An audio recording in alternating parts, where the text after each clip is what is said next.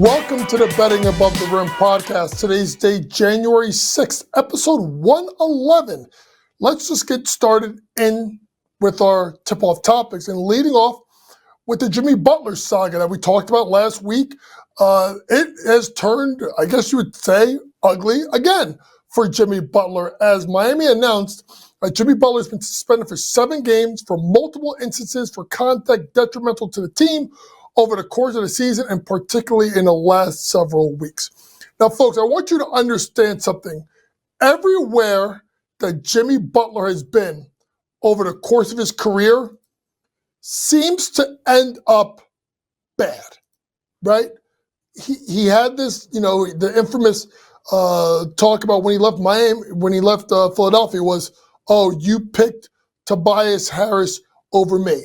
There was the talk of when he left Minnesota, it was just that, he didn't like playing with a lot of these young guys, particularly one in Karl Anthony Towns. Even his time in the Bulls kind of got, went away. So this has been something that's been brewing for a guy that I do believe is in his 14th season and looking to be on his 15th. Now, folks, let's just, and the NBA Players Association is going to get involved in this because they don't think he should be suspended. And they do that all the time as the way that they should defend their players. Simply put, Jimmy Butler's going to act out because Jimmy Butler wants to leave, because Jimmy Butler knows that Riles isn't going to pay him, and he wants to get paid. Simply put, if they would have given Jimmy Butler this contract extension in the summer when he asked, this wouldn't be happening. But Riles did it, and Riles wanted him to play. So now he's disgruntled because he wants out, and he's named a couple of teams. You hear the Heat, you hear the Nuggets, you hear the Suns, you hear the Lakers. You're hearing all these different teams, particularly, ready, folks, in the Western Conference, because if you're Riles, you're not even going to try and trade him to somewhere in the East. So it'll be interesting to watch what happens with Jimmy Butler, but sides are not cooling, and I fully expect Jimmy Butler to get moved at the trading deadline. In news that took place in the last couple hours, Shams Charania just reported that Kyrie Irving, star guard of the Dallas Mavericks, is out with a bulging disc in his lower back and expected to miss 1 to 2 weeks. This is a Dallas Mavericks team that's already without Luka Dončić. And, there was video of Luka last week or over the weekend, and he didn't look too particularly good moving around. A Dallas Mavericks team that right now sits in 6th in the Western Conference, tied for 5th in the Western Conference.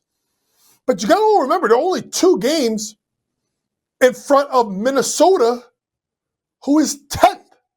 This team has lost 4 straight games. They don't look good. And if you take away those 2 scores, and a guy like a Tim Hardaway Jr. was moved at the deadline, well, this is a really big spot, honestly, folks, for Klay Thompson. Klay Thompson scoring 14.2 points per game. A PJ Washington is going to be 12.6. I expect you may see a little bit more out of Quentin Grimes, who's had a pretty good year at 10.1 points per game scoring and double figures in his last 4 games, including 26 on Friday night versus the Cavaliers. So, if you're looking at it from a gambling sense, maybe look at a guy like Quentin Grimes if his points prop is at 10, 9.5, 10.5, maybe 11.5. Maybe look at someone like Quentin Grimes to get extra shot volume.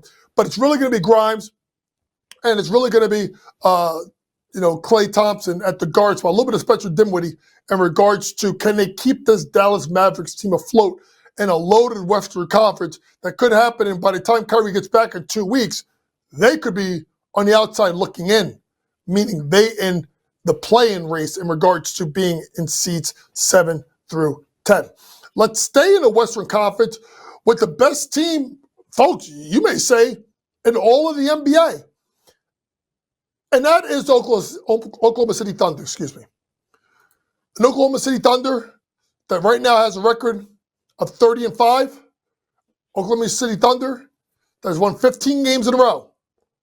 And when you start to look at it, people were waiting. Well, where Where is the signature win? Where is the signature win? Where is it? Where is it?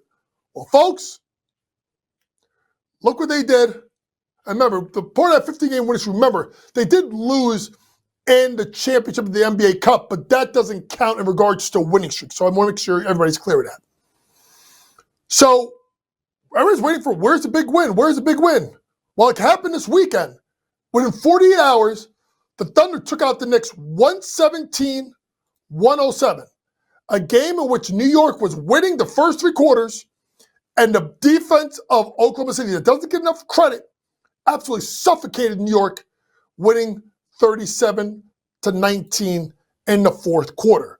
And then in the what I would call hold my beer moment, they turned around and they did it again last night. They went ahead and they beat Boston 105-92, outscoring them 29-12 in the fourth quarter. Simply put, Shai Gilgeous-Alexander is the MVP. We talked about it last week. And the play of this team is outstanding, particularly on the defensive end of the floor. Mark Daigneault's team is humming on all cylinders. And with the fact that they have the boatload of draft picks left, Sam Presti can put his chips to the middle of the table, and that makes Oklahoma City the best team in the NBA and should be your pick to win the NBA title. Speaking out west, staying there, we talked about Phoenix a little bit more, Jimmy Butler. Tensions are brewing with the Phoenix Suns. Chris Haynes reported late last night that rookie Ryan Dunn out of Virginia and Mason Plumlee are going to replace Bradley Beal and Yusuf Nurkic in the Suns starting lineup. Listen, these guys are going to be rumored to possibly be moved. I think with this Beal's disgruntled.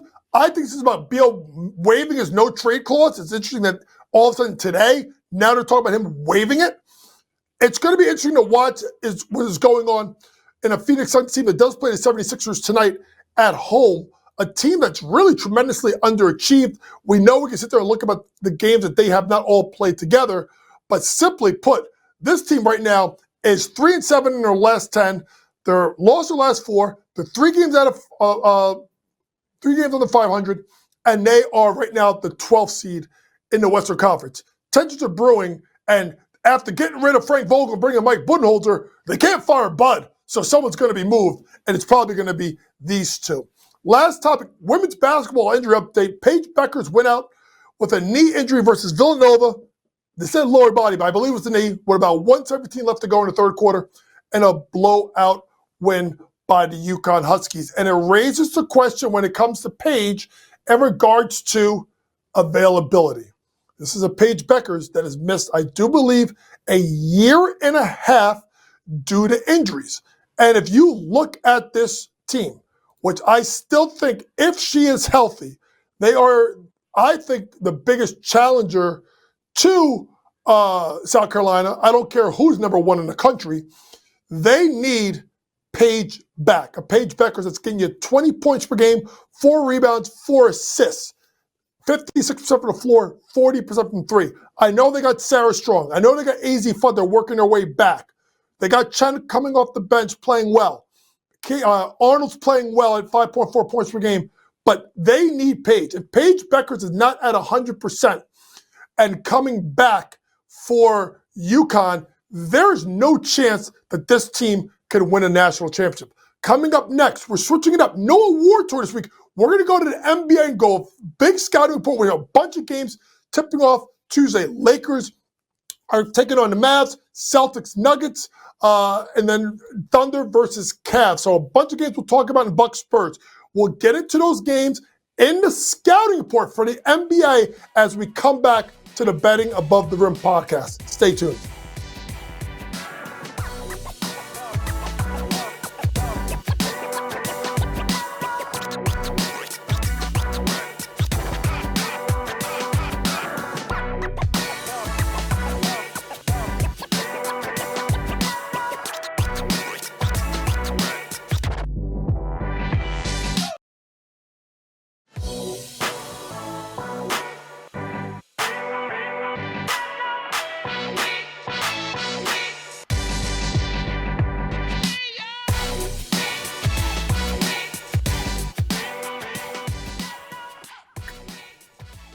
Welcome back to the Betting Above the Rim podcast. Let's get into our NBA scouting report as we look at a bunch of really enticing games in the NBA on Tuesday night, leading off with a game that's lost a little bit of luster now with the Kyrie injury, and that's the Lakers at the Mavs. If you take a look at this game, right now the predicted score according to Sports Grid would be the Mavericks by 6.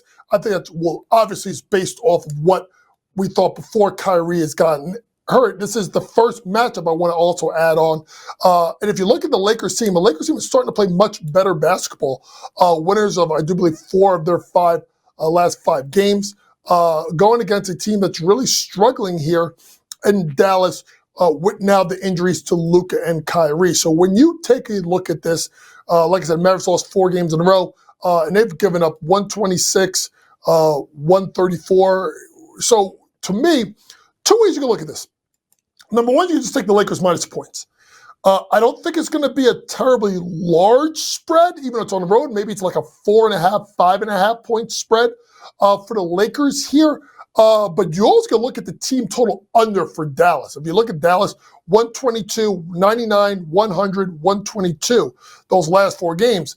And if you look at the fact of losing your 2 best shot creators, right? Meaning Luka and Kyrie that could not only score for themselves but create for others. Well, it's got to be like a Spencer Dinwiddie. Well, in Clay's game, isn't that? So to me, you can look at also the Dallas team total under in this matchup. It'll be interesting to see how the lines come out. Remember, all these lines will come out tomorrow morning, and then obviously on Tuesday morning, and then obviously at some point during Tuesday, I will have my scouting report as we have this first matchup between the Lakers and the Mavs. Moving on to the next matchup, and it's a big one, and it's Boston at Denver. Now, when you look at this matchup, this is the second leg of the TNT doubleheader. You got to wonder, the Celtics team, which, has been, I don't want to say up and down. They've had some interesting losses, but they had a really, really good win on Friday night, winning Houston by 23. I mean, that's saying something to what they did to Ime Udoka versus a Nuggets team that's playing good basketball as well. But if you look at what's going on here, folks, you have to look at the fact of in the last 5 games, yes, it's Indiana twice and one of them's a loss, but it's also at Houston and at Minnesota, right? And then you look at the fact that the Nuggets, and their situation is they've played San Antonio twice, Atlanta, Utah, Detroit in the last 5 games. So who's had the harder schedule, right? Who has been challenged more? Well, it's been Boston. So I think that's something that you want to look at here. It's probably looking at Boston minus the points here, or Boston on a money line. It probably is going to be extremely, I would say, short spread in this matchup. Aaron Gordon's already listed as out for Denver. No one on the injury report, which obviously you will not see until tomorrow morning. Remember, NBA injury reports, they come out every half hour. Every hour on the 30. So starting, I think, about 8:30 in the morning, you'll get hourly scouting injury reports. You can go right to NBA.com and you can go see that. And obviously, more times than not, the lines will move before you even see them. So it'll be interesting, a matchup there. You can always look at the play of Nikola Jokic and what he can do. Nikola Jokic is averaging 31.5, 13, and 9.7, triple-double, and, 2 of his last 4 games, and the other 2 of them, he missed it by either 1 rebound or 1 assist, including getting 40-plus the last 2. So obviously you're going to look at Nikola Jokic, maybe PRA, as Boston will try and send Porzingis or one of the bigs at him, but he always seems to give all those guys trouble. So maybe look at some kind of PRA for the Joker. Next matchup is the Thunder at the Cavs, and this is the big one because if to me, if the Thunder can finish this out and knock off Knicks, Boston, Cleveland in the span of a week, then that's it. Then they would have to be, and if they're not, they would have to be the favorites to win the NBA title. I mean, there's no other way around it, right? Right now, Boston is still at 2-1. Oklahoma City's 3.5-1.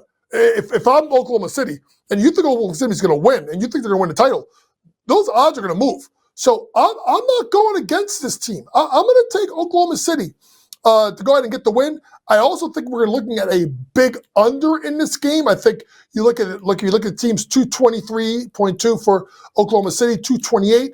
I think it's going to be around that 225 mark. I think this is going to be a heavyweight fight. I'm looking OKC, and I am looking the under in this matchup. Last matchup to talk about really quickly are the Bucks at the Spurs. And to me, this is all about like Wemby and Giannis, right? Like, to me, Wemby is like the Giannis on steroids, and it's going to be an intriguing matchup between teams that are just hovering around 500. The Spurs, I think their win total is about 31, 33 and a half, I think. And they're obviously going to look like they're going to hit over that. Milwaukee playing much better basketball here. For me, I'm looking at a win by the Milwaukee Bucks. When we come back, and really quick, and I think it's important to talk about Victor Wembanyama.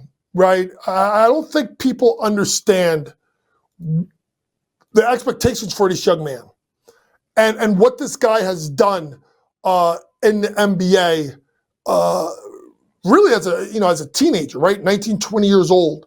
The way he has played. Honestly, folks, the way he has carried himself. Do remember that this game between the Bucks and the Spurs, this game is on Wednesday night. So is the Thunder Cavaliers game. So I just want to make sure people understand that. So that'll be on Scattering Reports when we come to those two games. But I just want people to make sure they tune in and watch the appreciation of a Victor Wembanyama. And think about how Giannis was as a young player and what happened when he put on the weight. When Wemby puts on the weight, he may be the best player in the planet, and it's coming soon. Coming up after the commercial break, we'll get into our college scouting report. We'll look at a bunch of games on Tuesday. Auburn taking on Texas. SEC, that's weird, right? Tennessee at Florida. We also have a couple other games in the Big East and Kentucky, Georgia. We'll be back with the college scouting report after this commercial break.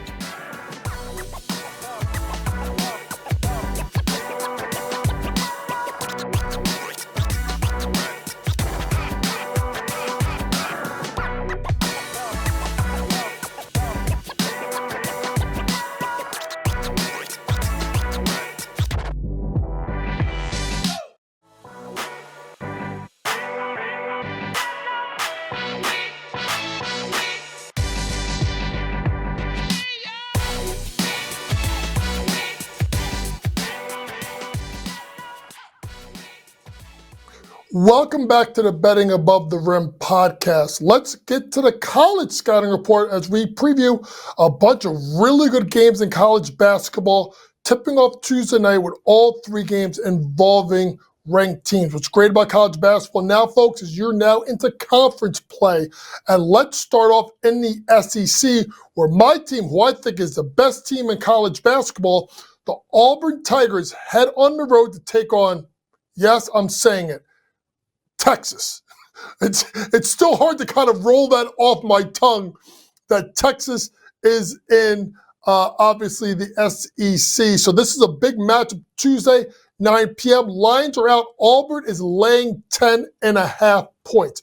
And honestly, folks, this line makes sense, right? Why does this line make sense? It makes sense because of who Auburn has played this year. If you look at who they've gone and they've played and beaten, whether it's been on the road or on a neutral site. You know, they went and won at Houston. They went and beat Iowa State, North Carolina, Memphis on back-to-back days. Their only loss is a 6-point loss at Duke. And ever since losing to Duke, they've beaten Richmond by 40. They beat Ohio State by 38. They beat Georgia State by 40. They beat Purdue by 20. They beat my poor Monmouth Hawks by 30. And I think they were being nice. And they beat Missouri by 18. And if you look at a team like Texas, the Longhorns, although they're sitting at a good record in 11-3, folks, they haven't really played what I would think would be the most challenging schedule, right? If you really look at it, you know, who are they played? So to me, this is, even though it's a large number, I'm going to go with the Auburn Tigers minus the points on the road at Texas. Next matchup, should be a really good one between Tennessee and Florida. I do believe that Florida is the home team, and this is a 7 p.m. tip-off, I do believe, tomorrow night. And this game, if I'm not mistaken, has a slight favorite to the Florida Gators. I think I saw it at about 2.5 and 3.5 earlier today. So in this matchup here, I'm going to take Florida on the money line. I know that they just came off a really tough loss to Kentucky, but I do like Florida on the money line as they bounce back here. Obviously, you can look at someone like Walter Clayton Jr. To go over his 17.5 points. I know Tennessee is very, very good defensively, but Walter Clayton Jr. is one of the best and most dynamic scorers. So Walter Clayton over his points, pop 17.5, and Florida with the win on the money line. Next matchup, Kentucky at Georgia. Not going against, this is one of these ones where you get into this 3.5, 4.5 point. What do we do? What do we do? Georgia's been one of the surprise teams of the SEC, and they are 3.5 point dogs. So ready? I wasn't going to do it, but now I'm going to do it. Georgia on the money line. Know my deal. If it's 4.5 or less, and it is an unranked home dog versus a ranked road favorite, I always go the other way. I did it one time. I didn't do it. I think it was last week, and I was right. But I do think Georgia gets its big win of the year. Last matchup, Georgetown was done a really good job at Cooley in this year versus Marquette. I do like Marquette here. I think Marquette is right now probably the class of the Big East with Liam McNeely out. This is an 8 p.m. game, and the line is 12.5. So I'm going to be looking at Marquette minus 12.5 to get the win. Let's get to our buzzer beater, folks. And an interesting story that came out of college basketball yesterday. There is a star player, and obviously for me being in New Jersey, I know about her, named Kiyomi McMiller. She basically, Rutgers was going to play home versus USC, and they suspended Kiyomi. I've gotten word of what it is. I don't want to get into it because I don't have enough confirmation on it. But basically, she was suspended, and she went on social media to basically not apologize for not playing. This girl's scoring 20 points per game. She's a dynamic scorer. She's one of the best one-on-one players I've seen in college basketball in a long time. I will tell you right now, Kiyomi McMiller is going to be in the transfer portal. She's going to leave Rutgers, which is a shame because she was doing the last 2 years. She played at Burlington Life Center Academy in South Jersey, but I do expect Kiyomi to leave. Folks, simply put, the NAL, it ain't about the name on the front. It's about the name on the back. And she's looking at the name on the back, and she's going to transfer. This has been your Betting Above the Rim podcast, episode 111. For all things sports gambling, download the Sports Grid app, pregame, in-game, postgame, props, predictions, and more from the very best in the sports gambling industry. We'll be back with another Betting Above the Rim podcast on Wednesday to air on Thursday. For my producer, Maddie George, and Vinny, who always does a great job with the graphics. Remember, folks, it's smarter to be on Sports Grid. Good night.